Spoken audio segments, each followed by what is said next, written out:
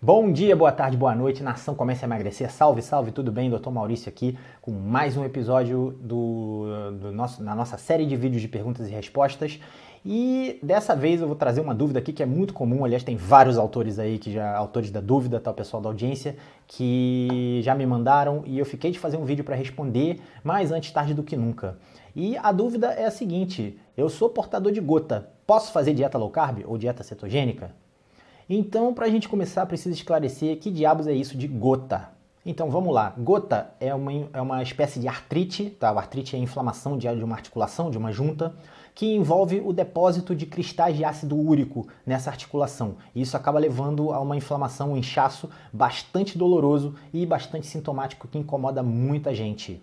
E a gota, normalmente, ela tem uma característica única, que ela te acomete normalmente uma única articulação, e na imensa maioria dos casos é a articulação entre o dedão e o pé. Tá? A articulação, o nome técnico é primeira articulação metatarsofalangiana, e esse conjunto de sintomas tem um nome no jargão médico chamado podagra, perdão.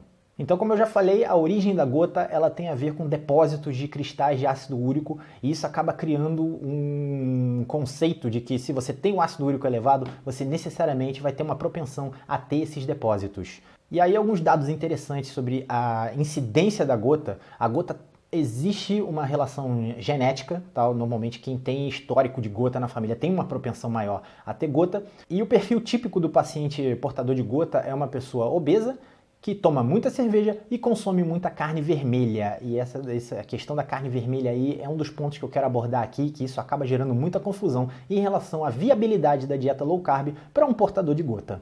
Então, se você conhece um pouco de gota, e se você é portador de gota, você com certeza conhece pela prática e tal, você já deve ter ouvido falar que uma dieta para portadores de gota é uma dieta pobre, com redução da ingestão de proteínas. E se a gente olhar o ácido úrico em si, o metabolismo do ácido úrico, isso tem fundamento. O ácido úrico ele é um produto final do metabolismo de substâncias chamadas purinas. Purinas são substâncias utilizadas elas existem no DNA e no RNA, na confecção dos nossos ácidos nucleicos, que são parte do nosso material genético, e de como o material genético se comunica para gerar a síntese de proteínas, no caso o RNA. E os alimentos ricos em tecidos musculares, então aqui entram as carnes principalmente, eles são ricos nessas purinas. E aí então fica uma coisa lógica, você está comendo alimentos ricos em purinas, essas purinas vão virar ácido úrico, você vai aumentar o ácido úrico e aí você vai acabar tendo gota, certo? Mas não é bem assim que a banda toca.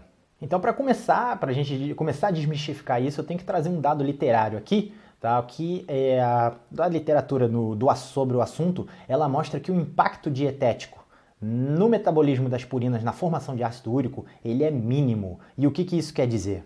Então, por exemplo, digamos que você tem um ácido úrico bem elevado, e aí você faz uma dieta com uma restrição intensa de proteínas. Bom, além dessa dieta ser um inferno para você fazer, porque você está perdendo um nutriente altamente saciante e provavelmente você não quer ingerir mais gordura, na verdade isso tem o poder de reduzir os níveis de ácido úrico sim, só que é uma redução muito pequena, ou seja, você está restringindo proteína, mas o impacto da dieta na produção de ácido úrico é mínimo. Você vai continuar com um ácido úrico alto, porém menos alto do que estava anteriormente.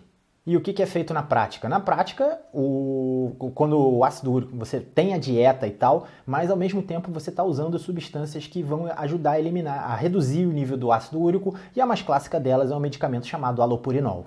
E uma coisa que eu preciso frisar aqui, que nem todo mundo que tem elevação de ácido úrico vai ter gota, e isso já liga um certo alerta. E agora eu preciso lembrar do perfil que eu descrevi anteriormente do paciente portador de gota, que é o bebedor de cerveja, o obeso e o comedor de carne vermelha, mas especialmente uma característica dessas que é preponderante na manifestação da gota, que é a obesidade.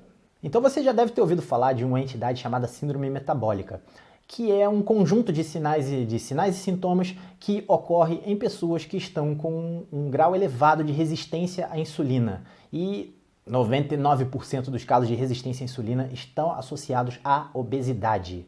E no caso, resistência à insulina e ácido úrico elevado são parte dessa síndrome metabólica.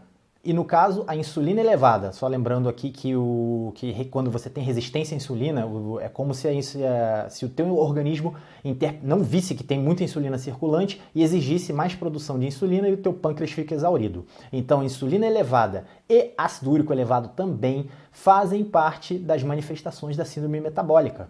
Então, como eu falei da parte genética, existem sim pessoas que têm o ácido úrico geneticamente ou normalmente elevado, mas boa parte das pessoas que têm o ácido úrico elevado como parte da síndrome metabólica, essas pessoas acabam evoluindo para gota. Então o ponto aqui é, essa evolução para gota acaba sendo uma manifestação da síndrome metabólica, ou seja, existe um quadro maior que está levando a uma manifestação sintomática, no caso, a gota. Então essas pessoas, um perfil do paciente com gota, normalmente, além do ácido úrico elevado, essas pessoas são obesas, têm gordura no fígado, um colesterol HDL diminuído, os triglicerídeos bastante elevados e alterações sanguíneas compatíveis com diabetes. E aqui um dado interessante sobre a relação carne vermelha e gota, especialmente nos Estados Unidos, os níveis de gota estão aumentando enquanto o consumo de carne vermelha vem se reduzindo. Tudo bem, você tem o consumo de outras carnes, coisas do tipo, mas isso quebra um pouco essa assertiva que a carne vermelha está associada com gota. Senão, o simples diminuição do consumo deveria necessariamente levar à diminuição da incidência da gota, o que não acontece nos Estados Unidos, então tem algum cachorro nesse mato aí. E aí vamos falar para ver o que acontece quando você reverte a síndrome metabólica.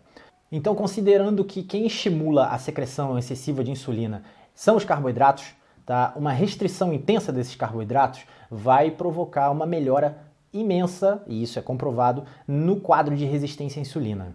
Então o que acontece na prática? A pessoa começa a emagrecer, o colesterol HDL aumenta, a gordura no fígado vai embora e tem mais uma coisa que diminui aí, que é o ácido úrico. E sem esquecer dos triglicerídeos também. Então, para ilustrar isso, eu vou citar um estudo que foi feito na África do Sul no ano de 2000, que aliás é um estudo clássico a respeito da relação entre gota e dieta com um teor elevado de proteínas. Então, o estudo demonstrou que o paciente, quando recebia uma dieta muito rica em peixe, ou seja, proteínas, purinas, etc., porém pobre em carboidratos, esses pacientes tinham uma redução pequena dos seus níveis de ácido úrico. E aí, para pensar, né, comendo proteína e tendo redução do nível de ácido úrico, mas o que se mostrou significativo foi a redução da incidência dos ataques de gota.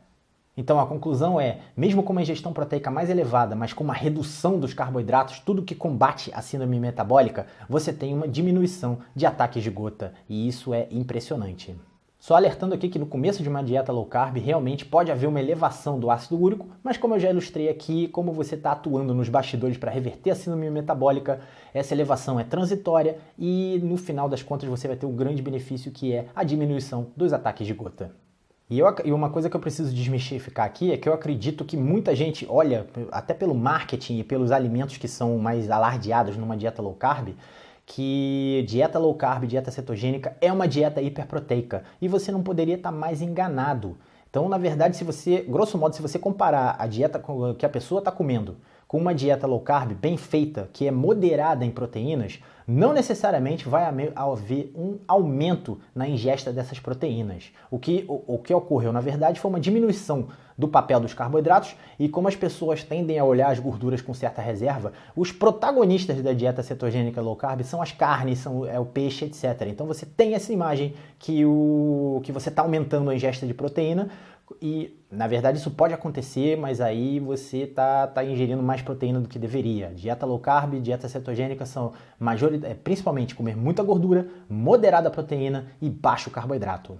Então, um ponto-chave aqui para a gente concluir, que é o que vai levar ao ataque de gota, é o que eu chamo de uma dieta inflamatória, que é uma dieta que faz você engordar, causa resistência à insulina, leva a uma síndrome metabólica e isso aumenta a chance de você ter um ataque de gota e não propriamente você analisar só o seu nível de ácido úrico. Eu faço um paralelo aqui, inclusive, com o colesterol, porque, como a gente sabe, um colesterol elevado não necessariamente indica que você vai ter uma consequência como aterosclerose e as doenças cardiovasculares relacionadas. tá? Para tudo isso, como eu já falei num vídeo anterior, precisa existir um estado inflamatório no teu organismo e a dieta low carb cetogênica, se bem feita, moderada em proteínas novamente, ela ajuda a prevenir esse estado inflamatório, vai reverter a síndrome metabólica e reverte diabetes também, se for o caso, tá? E a tendência é que você tenha cada vez menos ataques de gota se você é portador da doença. Certo, então pessoal, tá dado o meu recado aqui, então a dieta low carb cetogênica, ela tem o poder, já comprovado por estudos, de reduzir a incidência de ataque de gota, embora não afete muito o ácido úrico, como eu já expliquei por aqui, a dieta não tem tanto impacto assim nos níveis de ácido úrico, tá? E principalmente se bem feita. Lógico que se você comer um caminhão de proteína, a tua dieta for só baseada em proteína, o teu risco é maior. Mas a dieta low carb cetogênica, novamente, ela é moderada em proteína e provavelmente não vai ter nenhuma diferença para a quantidade de proteínas que você já come agora na sua dieta convencional engordativa. Certo, então pessoal, eu vou ficando por aqui, lembrando que se você gostou desse vídeo, não deixe de dar o like aqui embaixo. Se você tem alguma dúvida que queira que eu traga aqui para fazer um vídeo a respeito, é só postar aqui nos comentários. Se você ainda não se inscreveu no canal, a hora é agora. Se você tem interesse nos meus serviços de coaching, o e-mail vai aparecer aqui agora, é consulta@comeceaemagrecer.com.br. Só mandar um e-mail para mim que eu te explico tudo, preços, condições, agenda, etc. E eu vou ficando por aqui, eu vejo você no próximo vídeo.